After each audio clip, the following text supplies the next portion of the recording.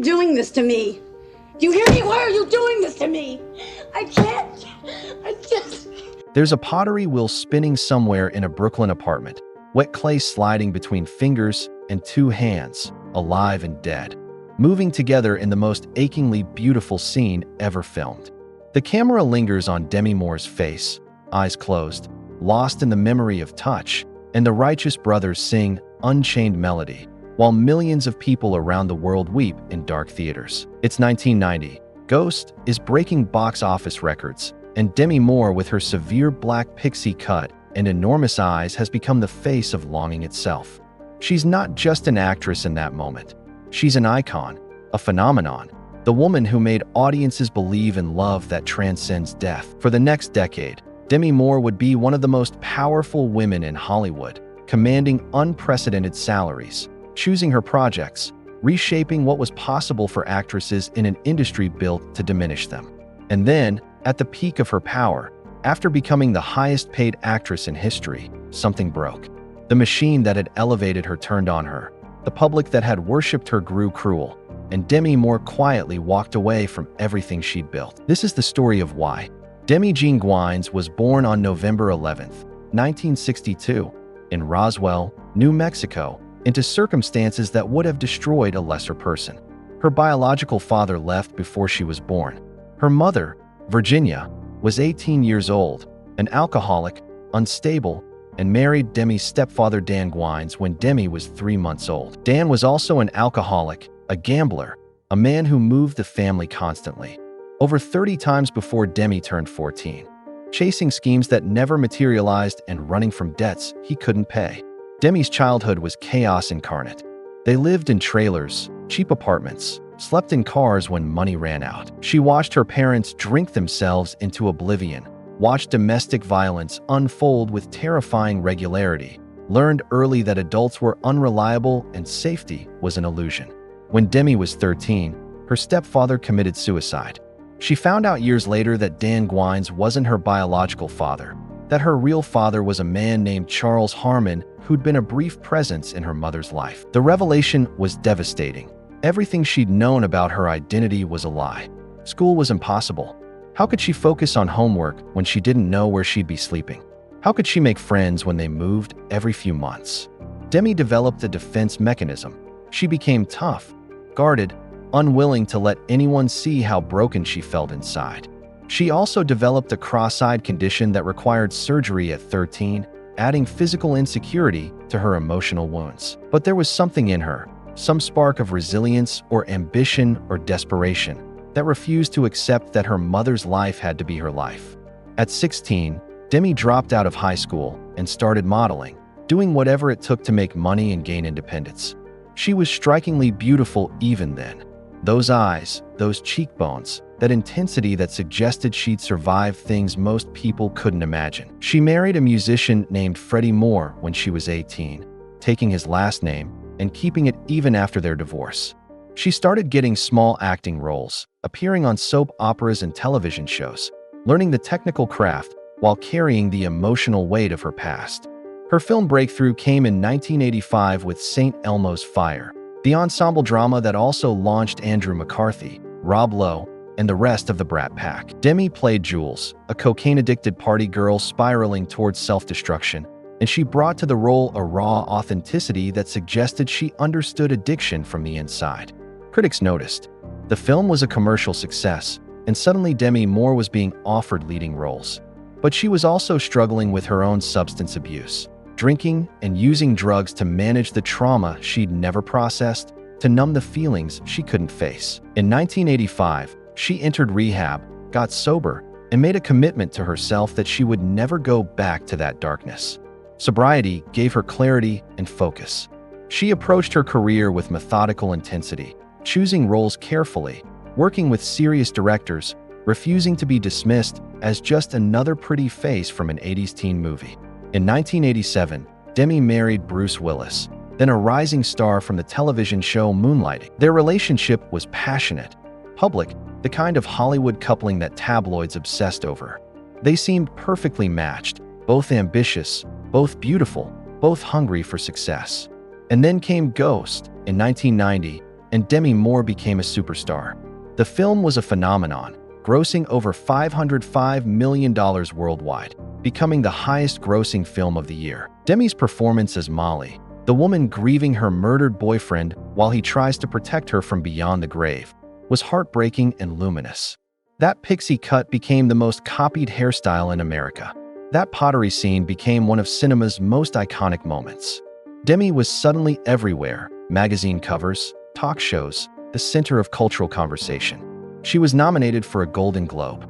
She was being compared to the great actresses of Hollywood's golden age. And crucially, she was making her own rules. What most people don't know is how strategic Demi was about leveraging her newfound power. In the early 90s, when actresses were still paid a fraction of what their male co-stars earned, Demi started demanding equal compensation. In 1993, she was paid $12 million for Indecent Proposal, making her one of the highest-paid actresses in history at that time. The film, about a couple who accept a billionaire's offer of $1 million for one night with the wife, was controversial and commercially successful, grossing over $260 million. Demi played Diana with complexity and dignity, refusing to be reduced to a victim or a prize. That same year, she starred in Disclosure, a thriller about sexual harassment where she played the aggressor, subverting typical gender dynamics.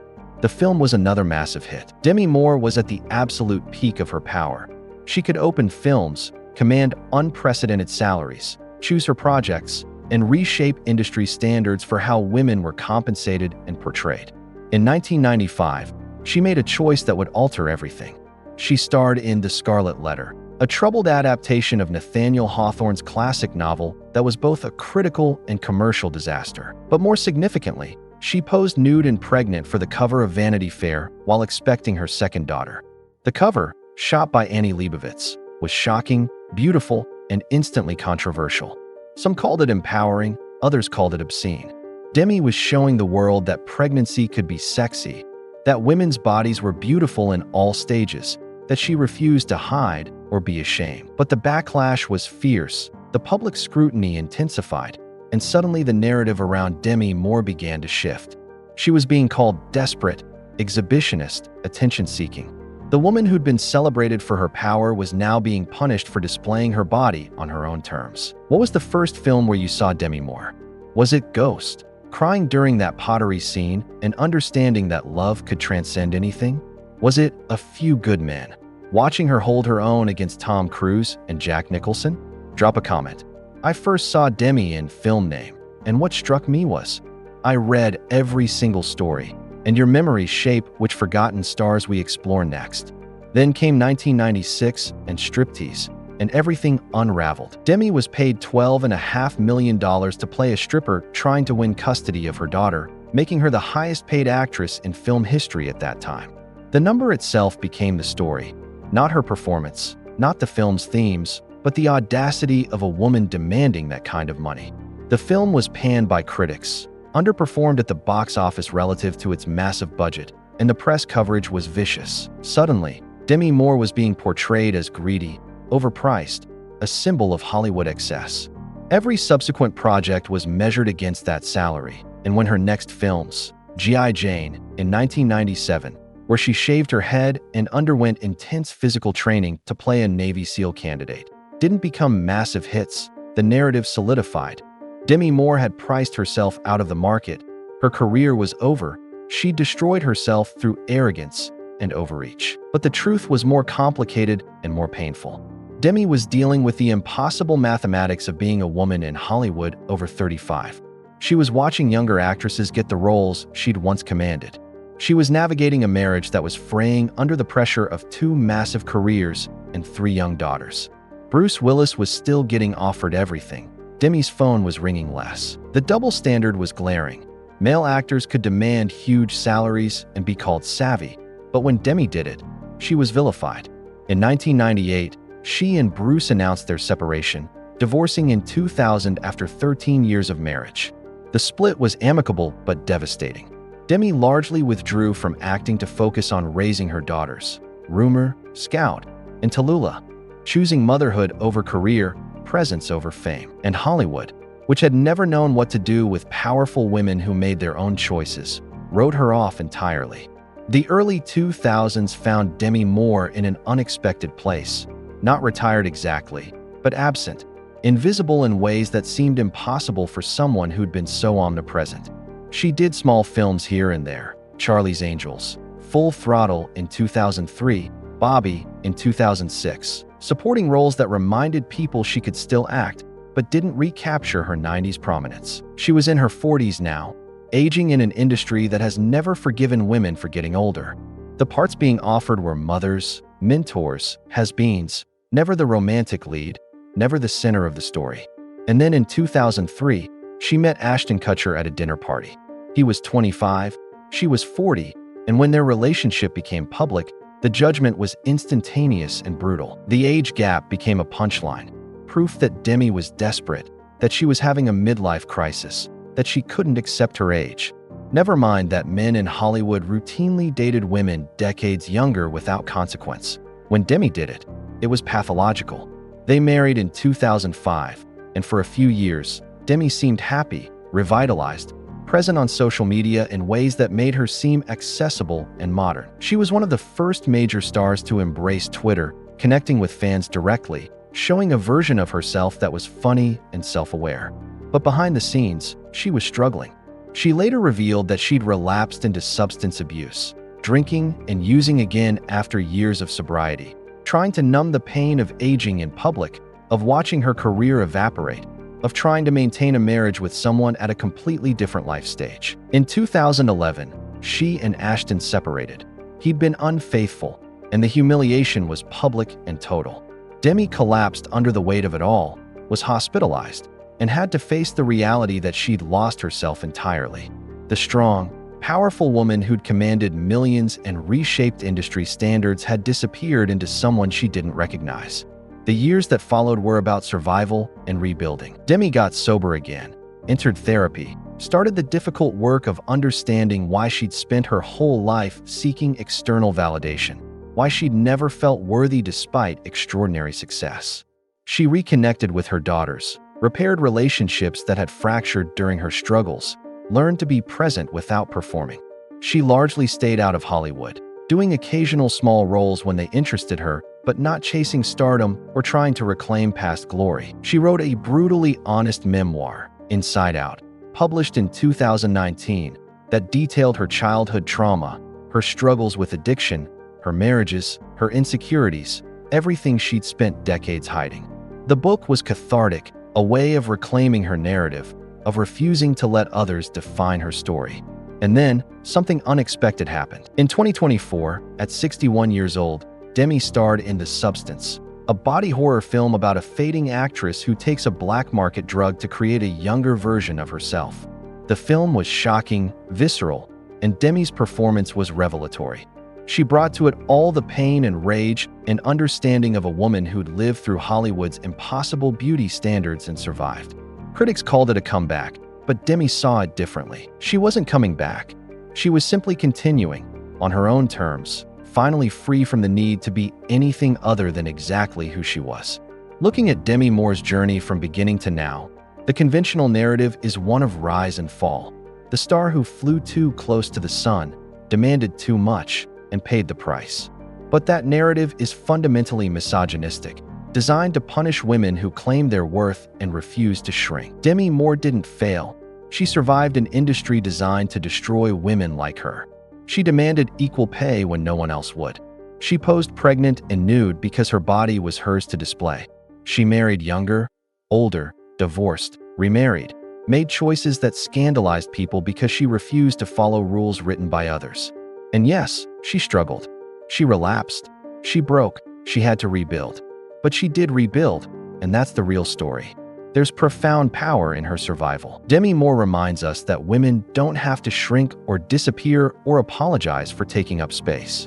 That demanding what you're worth isn't arrogance, but self-respect. That aging is inevitable, and there's dignity in accepting it rather than fighting it desperately. That walking away from something that's destroying you, even if it's success, even if it's fame, isn't weakness but wisdom. She was everywhere in the 90s, the highest paid actress, the woman who made her own rules. And when Hollywood turned on her for being too powerful, too expensive, too old, Too much, she walked away. And in walking away, she found something more valuable than sustained stardom. She found herself.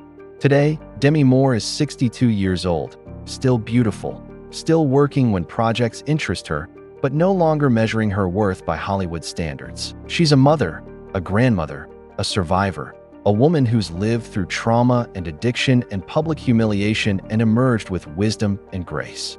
She's spoken openly about her struggles, becoming an advocate for honest self-examination and recovery. And in doing so, she's given her story a meaning that blockbuster fame never could have provided. If this story moved you, hit that like button and subscribe for more explorations of actors who defined our memories and then chose their own paths. Drop a comment with another forgotten star whose story deserves to be told. I read every single one. Demi Moore taught us that power is worth fighting for, that women deserve equal compensation, that bodies are ours to control, and that sometimes the bravest thing you can do is survive. She was everywhere in the 90s, the woman who made Hollywood bend to her will, and then she chose to be somewhere else, somewhere honest, somewhere healing, somewhere finally, completely her own.